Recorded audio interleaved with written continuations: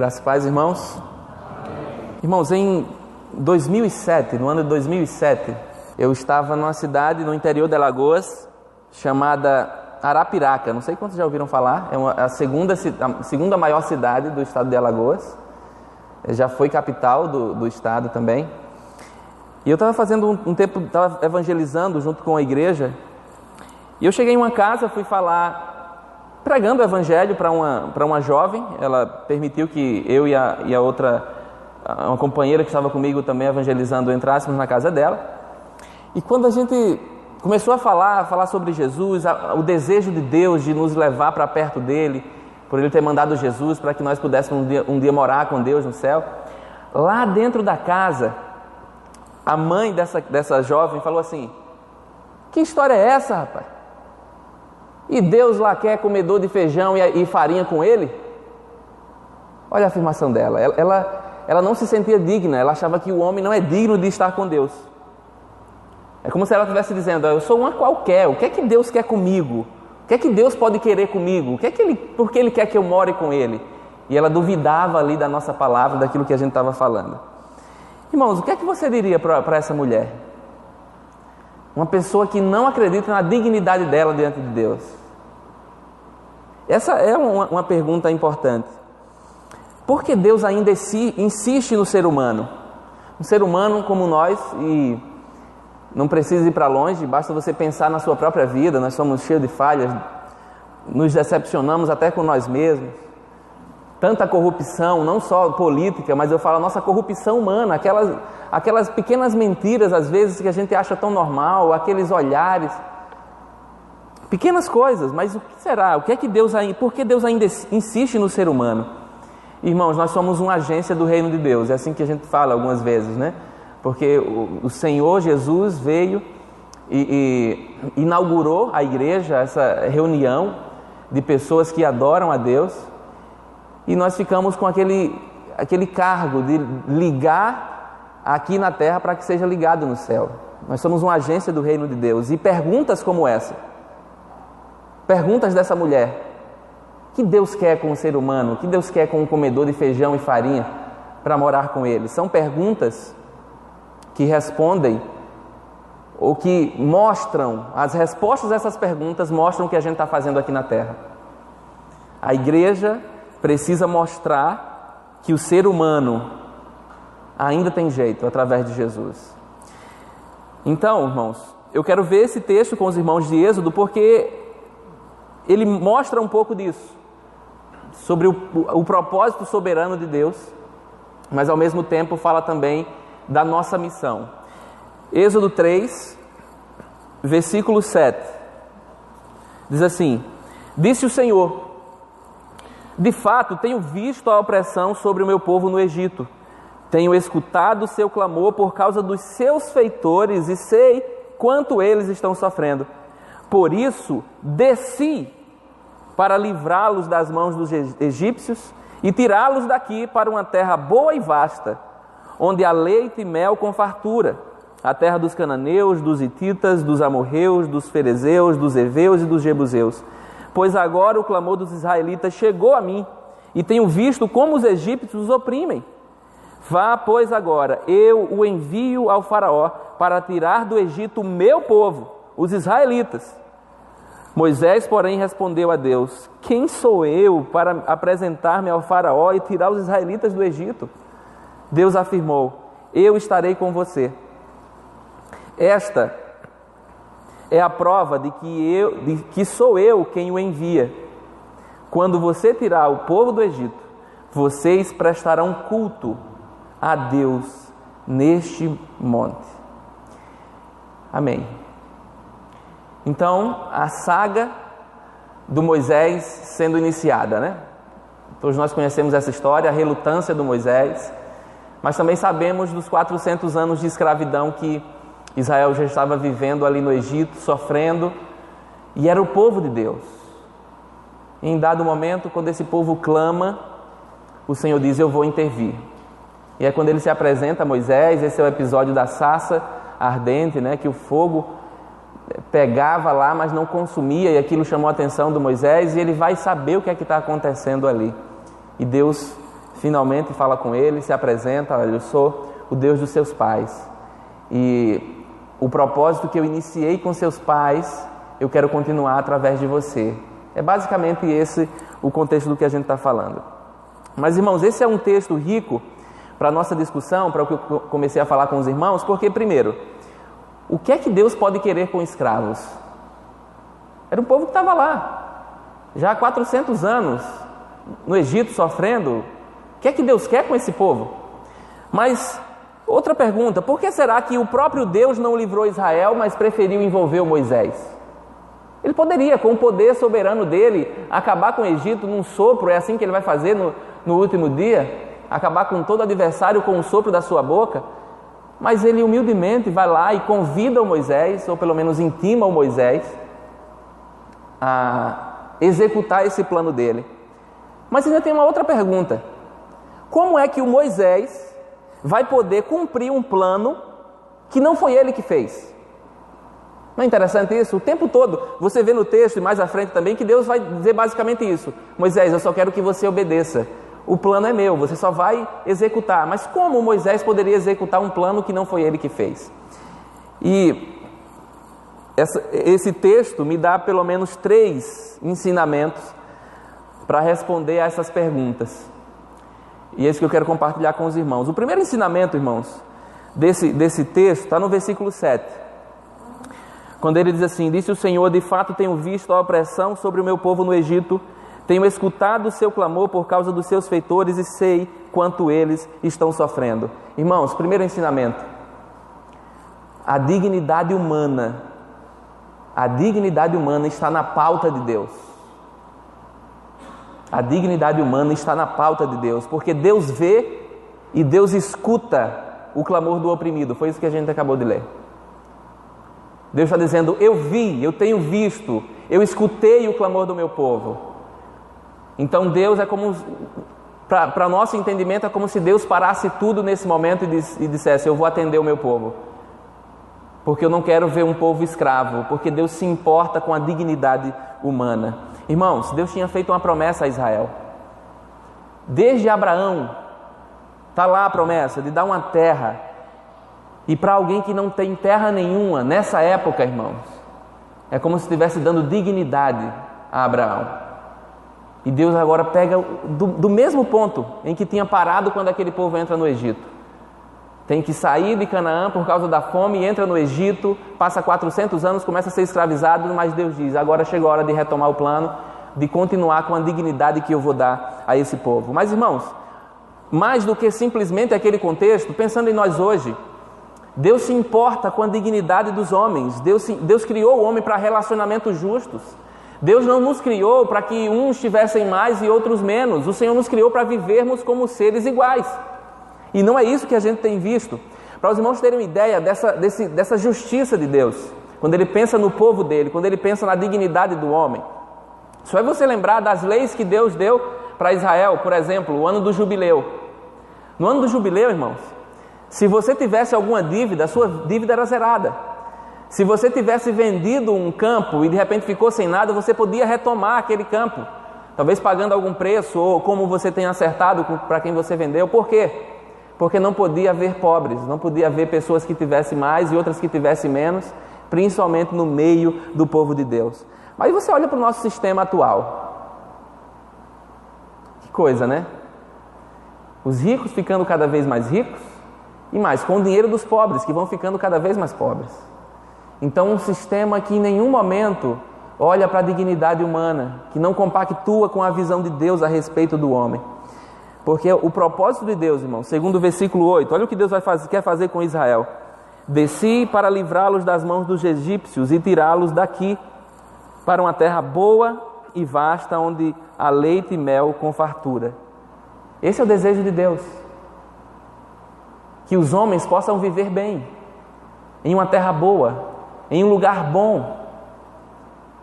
E não é isso que acontece? O mundo jaz do maligno, o sistema está corrompido, mas o Senhor tem levantado um povo aqui, para viver de maneira abundante, vivendo no Senhor, com as nossas dificuldades, com as nossas limitações, mas vivendo para expressar a glória dele. Irmãos, Essa preocupação de Deus com a dignidade humana, ela envolve tudo. Deus não está só preocupado em que uma pessoa seja salva e tenha a certeza da vida eterna. Mas enquanto o Senhor não volta, como é que essa pessoa vai viver? O Senhor se importa com o homem todo. É isso que a Bíblia nos ensina. Deus se importa com as questões físicas desse homem. Outro dia eu estava aqui na escola bíblica com os irmãos, e não sei quantos vão lembrar, talvez as irmãs lembrem, e a gente falava sobre uma mulher que fica aqui no sinal, pelo menos ficava. Depois daquele dia eu não consegui vê-la mais por ali, não sei se ela está em outro ponto, mas como a gente percebe que aquela mulher precisa de dignidade, né? Precisa entender quem ela é, precisa saber o que Deus pensa sobre ela. Mas irmãos, o que Deus quer dela não é só a salvação da alma dela. O que Deus espera de nós como igreja não é só que a gente vá lá e fale para ela que Jesus salva, mas é que a gente abra também o bolso e de alguma forma contribua com aquela pessoa. Claro, a gente existe até uma política na cidade de não dar esmolas, mas às vezes não é só dinheiro que a pessoa precisa. Quantas pessoas precisam apenas de uma conversa, sentir que ela é alguém, depois de ser tão rejeitada pela sociedade, de tantos passarem e nem olhar para ela? Às vezes uma conversa, um conselho pode mudar a vida daquela pessoa. Mas eu falo em questões práticas mesmo. Tem um texto, o apóstolo Tiago fala, está lá em Tiago 2, 15 e 16, depois você pode dar uma lida. Ele diz: se você vê o seu irmão em necessidade, mas se você só diz Deus te abençoe, vá em paz, e não provê algo para ela, que fé é essa que você tem? Irmãos, a dignidade humana está na pauta de Deus e precisa também estar na nossa pauta. É isso que esse texto me ensina. Deus está mostrando para Moisés: eu me importo com esse povo e eu quero que você se importe com ele também. Então a dignidade humana precisa estar na nossa pauta. E a pergunta é: por que então essa dignidade humana precisa estar na nossa pauta? Vamos comparar o versículo 8 e o versículo 10 agora, tá, irmãos? Vamos lá. Olha o que diz o versículo 8. Por isso desci para livrá-los das mãos dos egípcios e tirá-los daqui para uma terra boa e vasta, onde há leite e mel com fartura, a terra dos cananeus, dos hititas, dos amorreus, dos ferezeus, dos heveus e dos jebuseus. Agora olha o 10, vamos ler o 10. Vá, pois, agora, eu o envio ao faraó para tirar do Egito o meu povo, os israelitas. Espera aí, irmãos.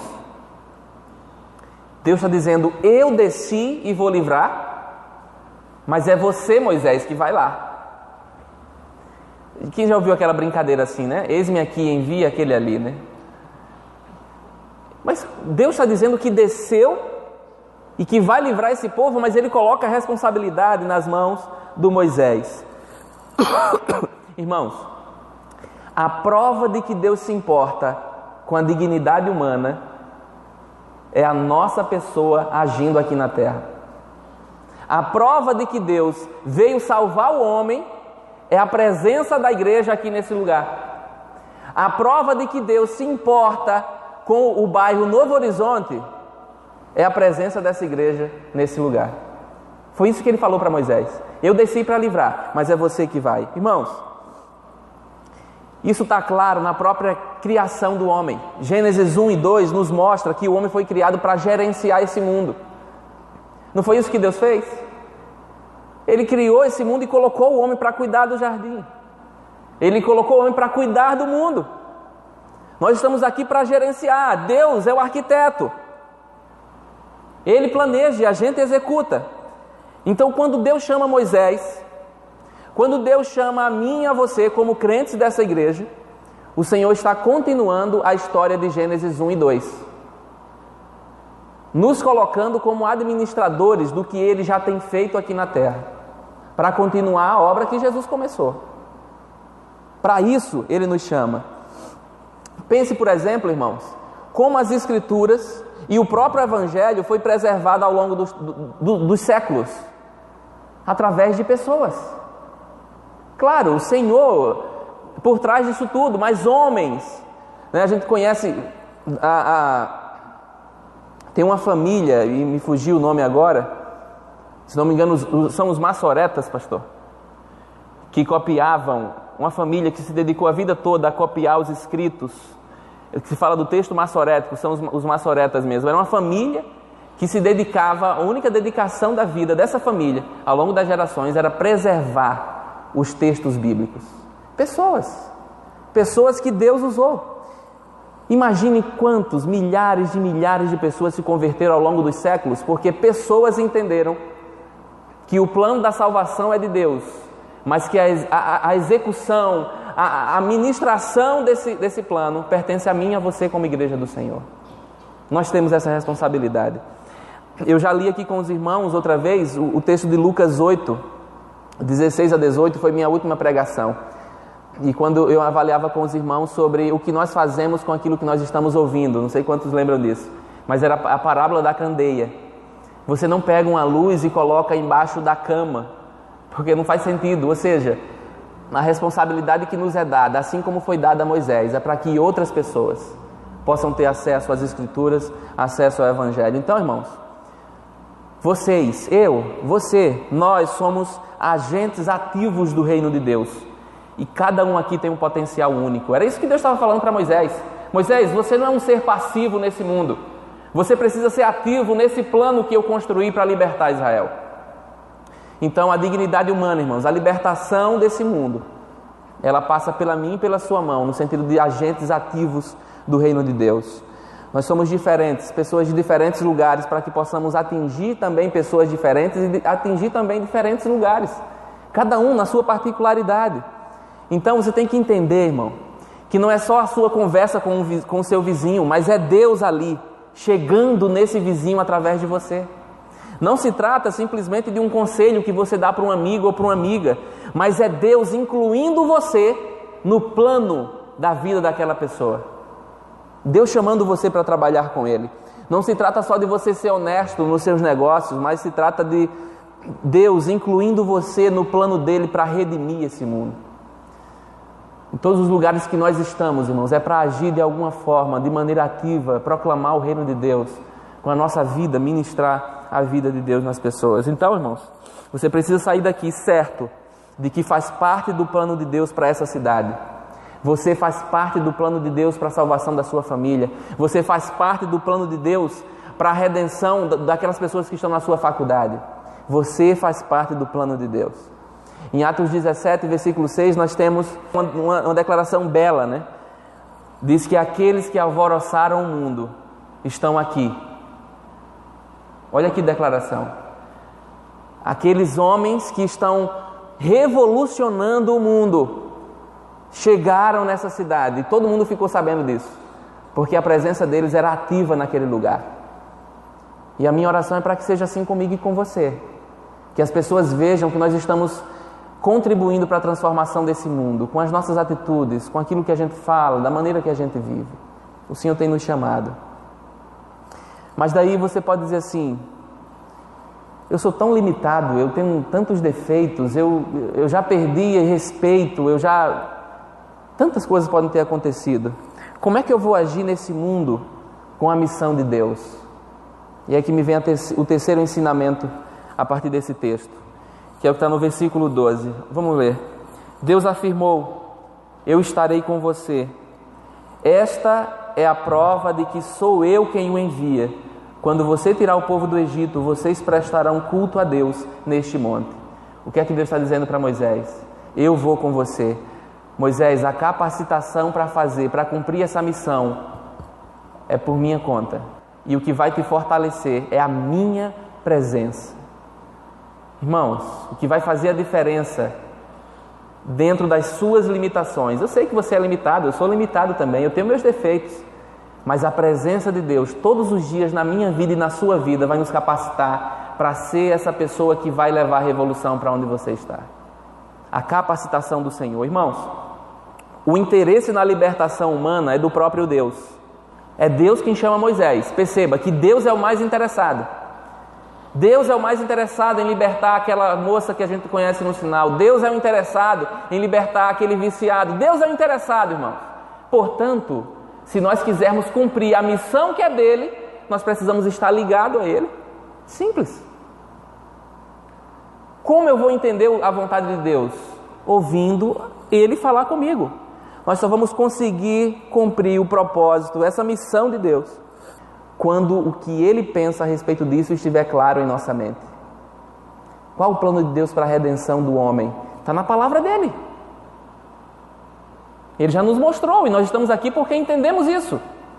Mas outros precisam ouvir isso. Irmão, sem o contato com Deus, a nossa missão fica sem sentido e logo nós perdemos o foco e voltamos para nós mesmos. Se o nosso foco no cumprimento da missão que Deus nos deu não for estar sempre com Ele, nós vamos perder isso muito rápido. Se os nossos interesses falarem mais alto, nós não vamos agir como Deus agiria. O nosso chamado, para que Moisés está sendo chamado? Para ser a própria mão de Deus ali. E esse é o chamado de Deus para nós também. Mas se eu estiver mais interessado em fazer a minha vontade, em agir do meu jeito, as coisas não vão acontecer. Esse é o início, irmãos, da derrota de um ministério. Quando o homem, quando a igreja, quando a instituição começa a pensar em si mesmo e esquece da missão, que é a redenção do homem, a libertação do homem. Se envolver em interesses que não glorificam a Deus, glorificam a mim mesmo, vai me levar para o chão. Nós vivemos em um tempo de muitas programações, nós queremos atrair pessoas para os nossos cultos, nós fazemos eventos, mas muitas vezes eventos desprovidos da essência bíblica, movimentos desprovidos de um evangelho genuíno. Perdemos o foco. Se é assim que estamos trabalhando, perdemos o foco. Irmãos, Jesus disse em João 15, versículo 5: sem mim nada podeis fazer. Qual foi a missão que Deus colocou na tua mão? Sem Deus você não vai poder cumpri-la. Você precisa ter tempo com Deus, irmão. Você precisa ter tempo de leitura da Bíblia, de estudo da Bíblia. Não só ler, mas estudar a Bíblia. Você precisa ter tempo de oração, tempos devocionais. Não espere para chegar ao culto para isso. O véu já foi rasgado, irmão. Você pode fazer isso em casa, buscar o Senhor, ler a Bíblia, orar. Pergunte a Deus, como é que eu posso ajudar o meu vizinho? Vá na Bíblia. Procure histórias, o que o Senhor fez ao longo da história, como você pode agir. Não fique culpando o sistema. Haja com essa arma que o Senhor te deu, que é a palavra dEle. Haja com o que você tem em suas mãos. Deus é o mais interessado na missão. Então, fale com Ele. Tem 2 textos muito lindos, muito conhecidos. Está lá em Oséias. Primeiro, o profeta vai dizer, em Oséias 4:6: meu povo foi destruído por falta de conhecimento. Até aí. Conhecimento de quem? Conhecimento da palavra dele, conhecimento do que ele já tinha falado, conhecimento do caráter dele. Mas olha o que diz no 6:6 do mesmo livro. Passa uma página aí, Oséias 6:6. 6:3, na verdade, desculpa, irmão. 6:3. Conheçamos o Senhor, esforcemo-nos por conhecê-lo. Amém, até aí. Primeiro, o meu povo foi destruído porque faltou conhecimento. Mas agora o profeta clama: conheçamos então o Senhor, prossigamos em conhecê-lo.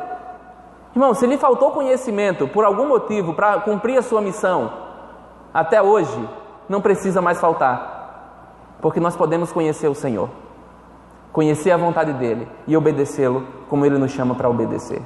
Amém?